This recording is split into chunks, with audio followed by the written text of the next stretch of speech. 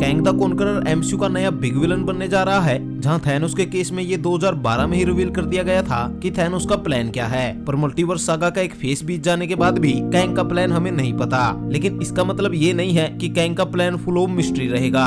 Actually Kang की comic book history और उसका कैरेक्टर आर्क ही हमें उसका प्लान बता देता है। जैसे कैंग एक टाइम ट्रेवलर है और जीनियस बीइंग है जो डिफरेंट यूनिवर्सेस है और उनकी टाइमलाइंस को कॉन्कर करने का शौकीन है, तो वो ऐसा ही करेगा। वेल, एमसीयू की कहानी इतनी सिंपल नहीं होने वाली, क्योंकि कैंग का क्या मास्टर प्लान है इसके कुछ हिंट हमें फेज 4 में दिए जा चुके हैं, जिनके हिसाब से शायद कोई ऐसा सुपर हीरो है जो इस सुपर विलन के प्लान का सबसे इम्पोर्टेंट हिस्सा बनेगा।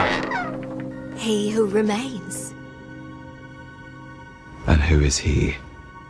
सो कैंग के प्लान को जानने से पहले हमें एमसीयू की स्टोरी टेलिंग पर थोड़ा ध्यान देना होगा, क्योंकि जैसे इन्फिनिटी सागा की अलग अलग मूवीज में इन्फिनिटी स्टोन्स को एक्सप्लोर किया गया था और टाइम टाइम पर थैनोस के ग्लिम्स भी दिखाए गए थे, तो उसी तरह मल्टीवर्स सागा की स्टोरी लाइन में भी कैंग के कुछ हिंट छोड़े गए हैं। जैसे लोकी के फिनाले में हमें बताया गया कि ही हू रिमेन्स है एके कैंग द कॉन्करर है 31st सेंचुरी का एक साइंटिस्ट होता है जो ये डिस्कवर करता है कि उसका यूनिवर्स है एक इन्फिनाइट मल्टीवर्स का पार्ट है, और ये जानने के बाद वो अपने अलग अलग वेरिएंट्स के साथ मिलता है और उनके साथ अलग अलग यूनिवर्सिटीज को कॉन्कर करने की कोशिश करता है। अब बस यही चीज हमें एमसीयू में अभी तक बताई गई है, लेकिन यहाँ कुछ चीजें मिसिंग है। जैसे Kang the conqueror time travel करके फ्यूचर के इवेंट्स को बदलने की कोशिश करता है। फॉर एग्जांपल, एक कॉमिक्स में टोनी स्टार्क का बेटा कैंग की नाक में दम कर देता है, तो कैंग पास्ट में टाइम ट्रेवल करके हावर्ड स्टार्क को मारने की कोशिश करता है ताकि टोनी स्टार्क कभी पैदा ही ना हो और ना ही उसका बेटा कभी एग्जिस्ट करे। अब एमसीयू में ऐसा होना थोड़ा मुश्किल है, क्योंकि यहाँ टाइम ट्रेवल के रूल है ऐसे काम नहीं करते, लेकिन कैंग यहाँ फ्यूचर के इवेंट को देखकर पास्ट को चेंज कर सकता है, क्योंकि एमसीयू में अभी तक पास्ट में ही टाइम ट्रेवल करते हुए दिखाया गया है। फ्यूचर में टाइम ट्रेवल करने से क्या होगा ये हमें अभी तक नहीं पता, तो हो सकता है कि कैंग फ्यूचर में किसी बड़े इवेंट्स का फायदा उठाए। इसे मैं एक थ्योरी के साथ एक्सप्लेन करता हूँ। अब आपको वांडा विजन सीरीज का ये सीन तो याद ही होगा। It's your destiny to destroy the world.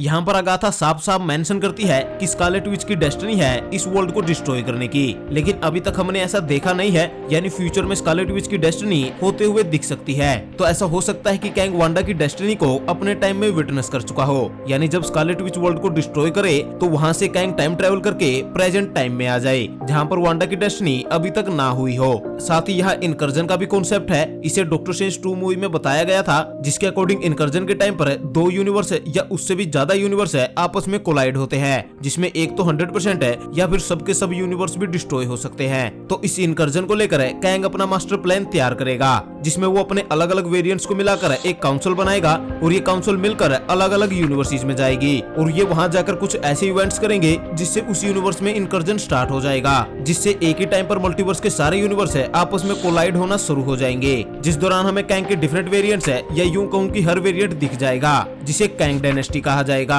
अब यहाँ पर कैंग का प्लान होता है कि इनकर्जन स्टार्ट होने से सारे यूनिवर्स डिस्ट्रॉय हो जाएंगे, जिसमें सिर्फ एमसीयू का मेन यूनिवर्स ही बचेगा, जिसे स्कारलेट विच डिस्ट्रॉय करेगी अकॉर्डिंग टू हर डेस्टिनी। यानी कैंग के प्लान के अकॉर्डिंग है उसने इनकर्जन की मदद से सारे डिफरेंट यूनिवर्सिटीज को डिस्ट्रॉय कर दिया और स्कारलेट विच की मदद से मेन यूनिवर्स को भी खत्म कर दिया। लेकिन कैंग ऐसा करेगा क्यों? क्योंकि ऑब्वियसली इसके पीछे एक सॉलिड रीजन होना चाहिए। तो यहाँ ऐसा हो सकता है कि इस कैंग को यानी इवल मेन कैंग को ये पता चल जाए कि एक पॉइंट पर उसके एक वेरिएंट ने यानी ही हू रिमेन्स ने अलायथ की मदद से सारे यूनिवर्सिटीज को खत्म करके एक सेक्रेट टाइमलाइन बना दी थी।